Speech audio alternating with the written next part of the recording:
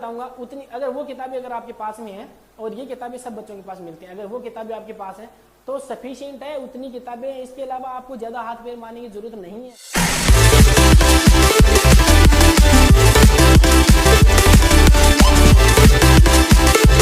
Books to read कौन सी पढ़ें?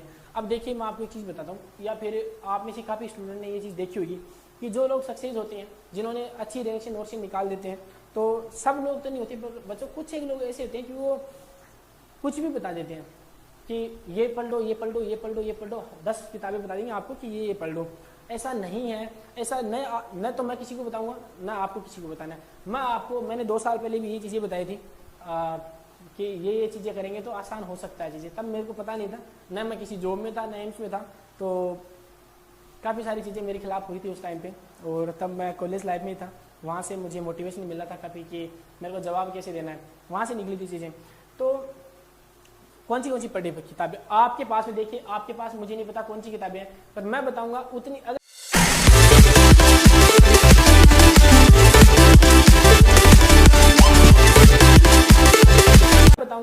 अगर वो किताबें अगर आपके पास में है और ये किताबें सब बच्चों के पास मिलती हैं, अगर वो किताबें आपके पास है तो सफिशिएंट है, उतनी किताबें, इसके अलावा आपको ज़्यादा हाथ पैर मारने की जरूरत नहीं है। उनको पढ़ लीजिए, अच्छे से पढ़ लीजिए, बार बार पढ़ लीजिए, जगह जगह जाने की जरूरत नहीं पड़ेगी। वो किताबें कौन सी हैं?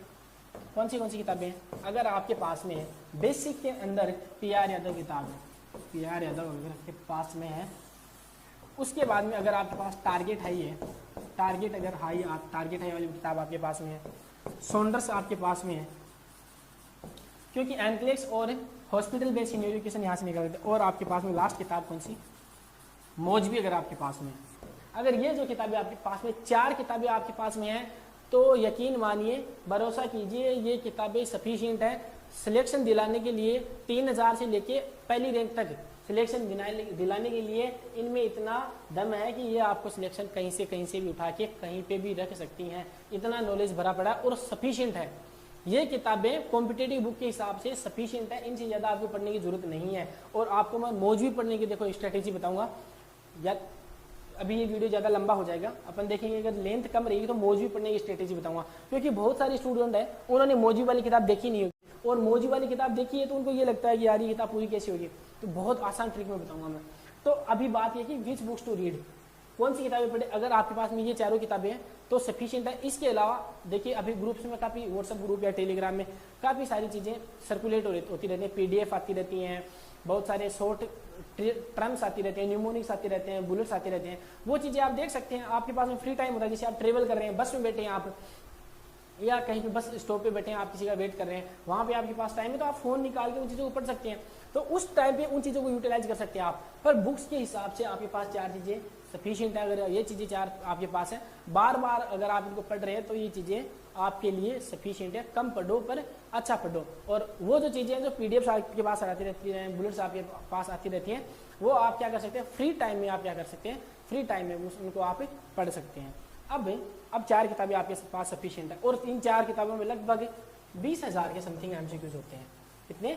20,000 के समथिंग आपके पास MCQ होते हैं। अब ये 20,000 के पास MCQs है, इनको आप बार बार रिपीट करेंगे तो 20,000 MCQs कम नहीं होते हैं। Last question MCQ series, MCQ target कि कितने MCQ पढ़ने चाहिए एक दिन के, कितने MCQ पढ़ने चाहिए कि हो जाए। अगली जो चीज़ है how to explore competitive books. आपके पास में बहुत सारी, देखिए कॉम्पिटिटिव बुक एक नहीं है, 2 नहीं है, 5 नहीं है, 10 कॉम्पिटिटिव बुक पढ़ी हैं। और जो भी स्टूडेंट सीरियस होकर पढ़ रहे हैं उनके पास में 6 7 8 किताबें पढ़ी हैं।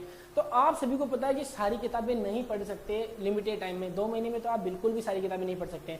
तो how to explore competitive books. अब बच्चों वो टाइम नहीं बचा है कि आप पहले पेज से लेकर लास्ट के पेज तक जाके पढ़ सकते हैं, ऐसा नहीं हो सकता, बिल्कुल नहीं होगा। अब आपको ये करना है कि फाइनल स्टेज में आपको ये करना है, कि सारी जितने भी MCQ, जैसे अगर आपने PR यादव किताब 4 बार पढ़ ली, अब आपने 4 बार अगर किताब पढ़ ली तो आप उसमें बचा या कुछ नहीं बचा है। अब आपको वही चीजें पढ़नी है जो आपको पजल्ड करती हैं। तो अब जब इस बार जो आप रिवीजन करेंगे उसमें आप टिक करते जाइए अगली बार के लिए। अब आपको पता है कि हार्ट, अब कुछ ऐसे बेसिक क्वेश्चन दिए गए हैं कि हार्ट में चेंबर कितने होते हैं, एमआई में ड्रग ऑफ चॉइस कैसी होती है, आपको सारी चीज़ें याद है। अब उसको ज़्यादा रिपीट करने की नीड नहीं कि आप उसको लेके बैठे हैं, आपकी वो चीज़ें ऐसे क्लियर हो जाएंगी, सिर्फ पेज पढ़ने से आपको समझ में आ जाएंगे। चीज़ें वही पढ़नी है जहाँ पे आप फंस रहे हैं, वो चीज़ें पढ़ते रहिए, रिपीट करते रहिए, बार बार रिपीट करते रहिए, तो सारी चीजें आपकी क्या हो जाएंगी, रिटेन हो जाएंगी। एक से लेके लास्ट पेज तक आप नहीं पढ़ सकते। अब मैं टारगेट आई की बात करूँ, टारगेट आई में बात करें तो उसमें एनाटॉमी और फिजियोलॉजी के हर सिस्टम में 100 150 200 क्वेश्चन दिए हुए, 250 क्वेश्चन फंसा रखे हैं, तो वो सारे क्वेश्चन आप नहीं पढ़ सकते। दूसरी चीज ये कि इंडिविजुअल क्वेश्चन तो पूछ ही नहीं जाते। अब अगर एमएसएन पढ़ेंगे तो वहां पे एनाटॉमी और फिजियोलॉजी के इंडिविजुअल क्वेश्चन तो बच्चों आपको पता है कि पूछे ही नहीं जाते हैं, 1 या 2 क्वेश्चन पूछे जाते हैं। तो क्या आप 1 या 2 क्वेश्चन के लिए आप 200 क्वेश्चन निकालेंगे? और ऐसे क्वेश्चन दिए हुए हैं जो नर्सिंग में कभी नहीं पूछे जाते हैं। नॉर्थ सेट में ऐसे क्वेश्चन दिए हुए हैं कि नॉर्थ सेट में ऐसे एनाटॉमी और फिजियोलॉजी के क्वेश्चन नहीं पूछे जाते हैं। तो क्या वो चीजें पढ़ेंगे आप? वो चीजें भी नहीं पढ़नी है। थ्योरी आप किसी एक कोचिंग की आप कॉपी कर लीजिए, कहीं से भी आप फॉलो कर लीजिए थ्योरी को, वहां से आप थ्योरी पढ़िए। आपको जगह जगह से थ्योरी पढ़ने की जरूरत नहीं है, आप पजल्ड ही होंगे। कोचिंग वाले बेचारे इतनी मेहनत करते हैं, इतना पढ़ाते हैं कोचिंग वाले टीचर्स अपने कि क्वेश्चन वहां से पुटअप हो जाए। तो थ्योरी के लिए किसी भी कोचिंग के नोट्स जो एस्टैब्लिश्ड है, बहुत समय से पढ़ा रहे हैं, उनके सफिशिएंट है। अब आपको जगह जगह नहीं पढ़ने की, आप पीआर की भी थ्योरी खोल के बैठे हैं, टारगेट हाई की भी थ्योरी खोल के बैठे हैं, ये सारी चीजें कर रहे हैं, तो वो चीजें करने की जरूरत नहीं है। ये सिर्फ टाइम कंज्यूम होगा आपका। तो आपका टाइम की कीमत इस टाइम पे समझनी है और उतनी पढ़नी है जितनी एग्जाम में पूछी जाएंगे आपके साथ में चीजें। अब आगे पढ़िए, आगे अब ये चीज कर लिया आपने। अब आपको पता है कि लगभग काफी सारे एमसीक्यूज हैं। ये चीजें अगर आप पढ़ेंगे, ये चीज आपकी पढ़ेंगे तो लगभग टारगेट हाई में 10,000 की समथिंग क्वेश्चन है, पीआर में 5 से 5,000 की समथिंग क्वेश्चन है, ऐसे करके। और मौजवी में लगभग 2,000 की समथिंग क्वेश्चन है, सॉन्डर्स में 1100 की समथिंग क्वेश्चन है। तो लगभग ये 17-18,000 क्वेश्चन होते हैं आपके पास में।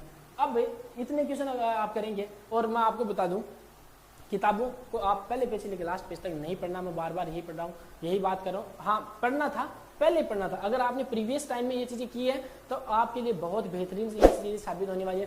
अगर आपने नहीं की तो आप नहीं कर सकते, आपके पास इतना टाइम नहीं है। आपको सिर्फ स्मार्ट स्ट्रेटजी अभी फॉलो करनी है। अगली चीजें क्या है? अगली चीजें क्या है? विच